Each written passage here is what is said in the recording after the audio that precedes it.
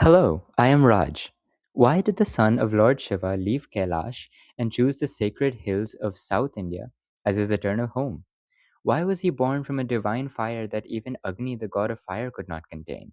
And why did this extraordinary child manifest with six radiant faces instead of one?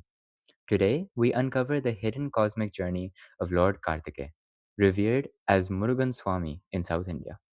A journey that is not merely about defeating evil, but about divine purpose, wisdom, and eternal compassion. This divine story is based on the episodes described in the Skanda Puran, Shiv Puran, and the South India Kand Puranam traditions.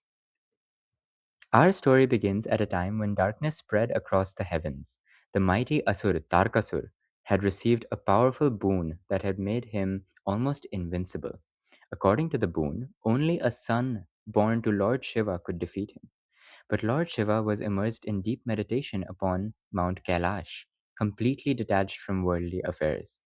The Devas found themselves helpless as Dharma slowly began to weaken. They realized that only the divine union of Shiva and Shakti could restore balance to creation. When that sacred moment finally arrived, the divine energy that emerged from Lord Shiva was so immense that even Agni, the god of fire, could not contain its brilliance. Unable to hold this infinite power, Agni carried it until it reached the sacred waters of Saravana. There, the divine energy transformed into six radiant sparks of light. These six sparks were lovingly nurtured by the six celestial mothers known as the Kritikas. Each cared for one divine child with immense devotion.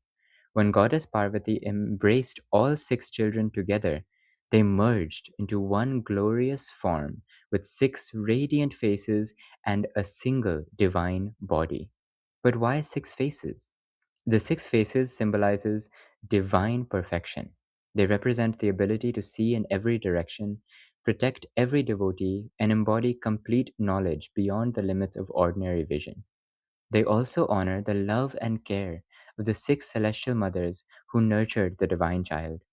Thus manifested Lord Kartikeya, not born like ordinary beings, but manifested as the universe's answer to the prayers of the Devas.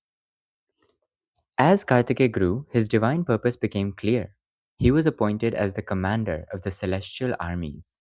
Yet his greatest strength was not his army, it was the sacred well, the divine spear gifted by goddess Parvati. The well is much more than a weapon. It represents the power of divine wisdom, the destruction of ignorance, and the unwavering strength of Dharma itself. Mounted upon his majestic peacock, Lord Kartikeya led the Devas into battle against Tarakasur. This was not simply a war between gods and demons. It was the battle between order and chaos, light and darkness, wisdom and ignorance. With the power of the divine well, Tarakasur was finally defeated, and peace returned to the heavens. For many, this is where the story ends. But in truth, this is where the greatest mystery begins. If Kartikeya had fulfilled the very purpose for which he had manifested, why did he not remain by Lord Shiva on Kailash? Why did the Prince of Kailash choose another path? According to sacred tradition, a divine incident unfolded involving a celestial fruit of supreme wisdom. What appeared to be a simple family event carried a profound spiritual lesson. While Lord Ganesha approached the challenge through wisdom, Kartikeya chose the path of effort and determination.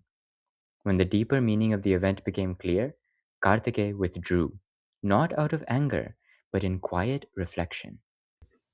His journey then turned toward the sacred hills of southern India, where devotees could experience his divine presence.